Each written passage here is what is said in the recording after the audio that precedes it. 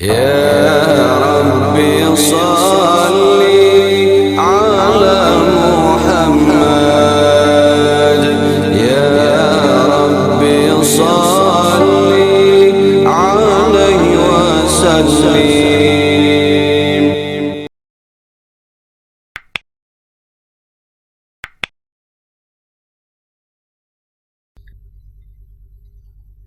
Kaum Salafi dan Wahabi sering mengajukan dalil tentang perintah mengikuti sunnah Rasulullah SAW dan para sahabat beliau dalam rangka mengharamkan bid'ah yang mereka tuduhkan. Dalil yang paling jelas adalah hadis Rasulullah SAW berikut ini. Hendaklah kamu bertakwa kepada Allah dan mendengar serta taat kepada pemimpin, meskipun ia seorang butak hitam. Dan kalian akan melihat perselisihan yang sangat setelah aku tiada nanti.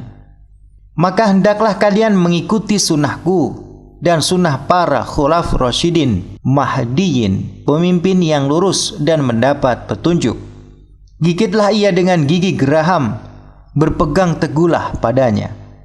Dan jauhilah perkara-perkara muhdasat, hal-hal baru dalam agama. Sesungguhnya setiap bid'ah itu kesesatan. Hadis riwayat Ibnu Majah. Hadis senada diriwayatkan pula oleh At-Tirmidzi, Abu Dawud dan Ahmad. Di dalam sabdanya yang lain, Rasulullah SAW menyebutkan, dan akan terpecah umatku kepada 73 golongan. Semuanya masuk neraka kecuali satu golongan. Mereka sahabat bertanya, siapakah itu ya Rasulullah? Beliau menjawab, yaitu yang aku dan para sahabatku berada di atasnya, yang mengikuti jalanku dan para sahabatku. Hadis riwayat Tirmidzi. Perintah mengikuti sunnah Rasulullah SAW dan para khulafur rasyidin itu tidak disangsikan lagi kebenaran dan keutamaannya. Hanya dengan cara itulah kita dapat menjalani kehidupan dengan selamat di dunia dan di akhirat. Hal itu bukan saja karena Rasulullah SAW dan para sahabat merupakan figur-figur teladan di dalam ketaatan terhadap agama, tetapi juga karena Allah sendiri telah memberikan mereka keutamaan secara khusus di dalam Al-Quran.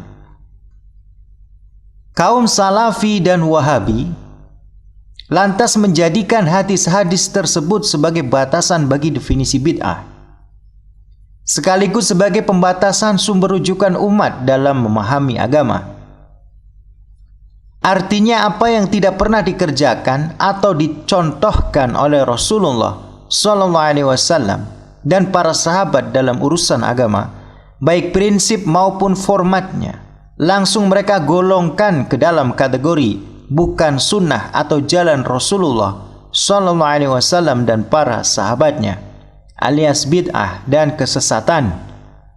Ini tampak jelas dalam definisi bid'ah yang mereka buat dengan pengertian sesuatu yang diada-adakan di dalam masalah agama yang menyelisihi apa yang ditempuh Nabi SAW dan para sahabatnya, baik berupa akidah ataupun amal. Lihat ensiklopedia bid'ah halaman 71. Padahal definisi ini pun sebentuk bid'ah karena tidak pernah disebutkan oleh Rasulullah SAW atau para sahabat beliau. Pada perkembangannya, mereka memberikan ruang lebih luas bagi umat Islam untuk mengikuti juga orang-orang yang hidup di masa setelah sahabat, yaitu para tabi'in yang kemudian disebut dengan generasi salaf. Hal ini disimpulkan dari sabda Rasulullah SAW.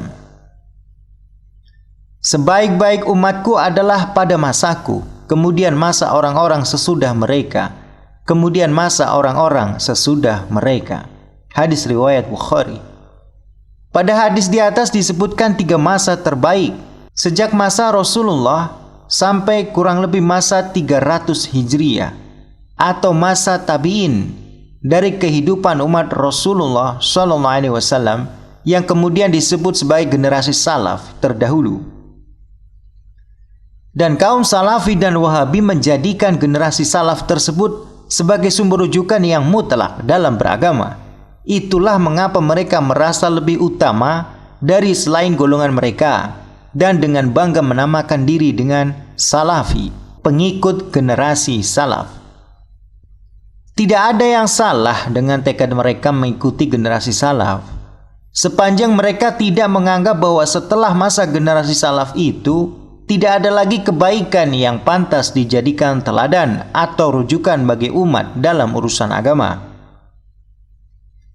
Permasalahannya bermula saat kaum Salafi dan Wahabi seperti membatasi kebenaran dan kebaikan hanya ada pada generasi salaf tersebut, generasi umat Islam yang hidup antara masa Rasulullah SAW sampai masa tabi'in, dan tidak ada lagi setelahnya.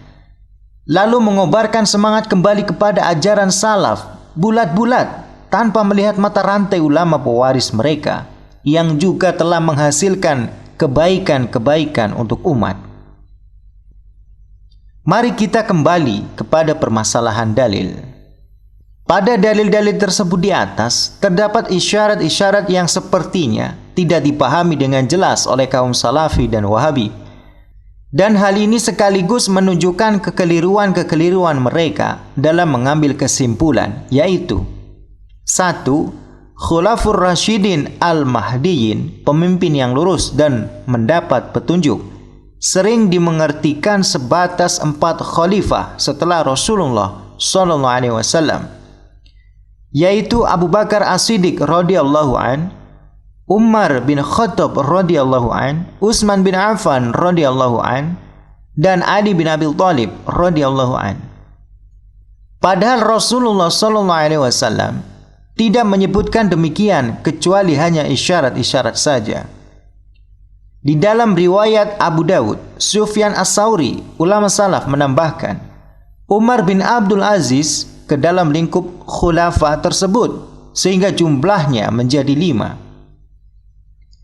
Ini menunjukkan bahwa pengertian Khulafur Rasyidin memang tidak ada kepastiannya kecuali hanya merupakan ijtihad dari para ulama karena melihat isyarat dari dalil-dalil yang ada, serta karena memperhatikan keutamaan-keutamaan yang ada pada diri pribadi mereka. Dan itu tidak menutup kemungkinan adanya pengertian lain tentangnya. Salah satunya adalah seperti yang disebutkan oleh As-Sindi ketika menjelaskan hadis tersebut di dalam Sunan Ibnu Majah. Dikatakan mereka itu Khulafur Rasyidin adalah yang 4, Abu Bakar, Umar, Utsman, dan Ali. Dan dikatakan bahkan mereka itu adalah khalifah yang 4, dan siapa saja yang menempuh jejak mereka dari para imam, pemimpin Islam yang berijtihad, mujtahidin dalam hal hukum, maka sesungguhnya mereka itu adalah khulafur Rasul, pengganti Rasulullah SAW, yang meninggikan kebenaran, menghidupkan agama, dan membimbing umat kepada jalan yang lurus.